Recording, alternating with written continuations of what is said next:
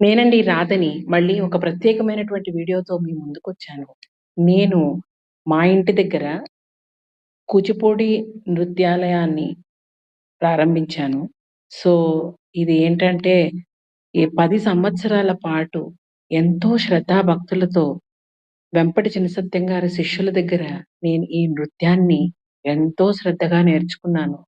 అలాగే కూచిపూడి డిప్లొమా కూడా నేను చేశాను ఆ రోజుల్లో. కాబట్టి అది ఎంత వాల్యుబుల్ అంటే, ఆ రోజుల్లో ఈ విధంగా ఈ రోజుల్లో ఉన్నటువంటి కల్తీ విద్య లేదు. ఆ రోజుల్లో చాలా ప్రత్యేకంగా ఉన్నది ఉన్నట్టుగా నేర్పించారు. సో, అంత బాగా నేర్చుకున్నటువంటి నా విద్యని ఈ నవతరానికి అందించాలి అనే ఒక ప్యాషన్, ఉద్దేశంతోటి నేనిది మొదలుపెట్టాను. ఇందులో ఫినాన్షియల్ యాస్పెక్ట్ కన్నా కూడా కల్చరల్ హెరిటేజ్‌ని ఇంప్రూవ్ చేయాలనే ఉద్దేశ్యం ఎక్కువగా ఉంది. సో, నా నృత్యాలయం ముస్తాబయ్యింది. అందంగా ముస్తాబయ్యింది. పిల్లల పోస్చర్ కరెక్షన్ కోసం మిర్రర్స్ ఏర్పాటు చేశాము. ఇంకా నటరాజు గారి ఆశీస్సులతో ఇది ప్రారంభించడమే తరువాయి.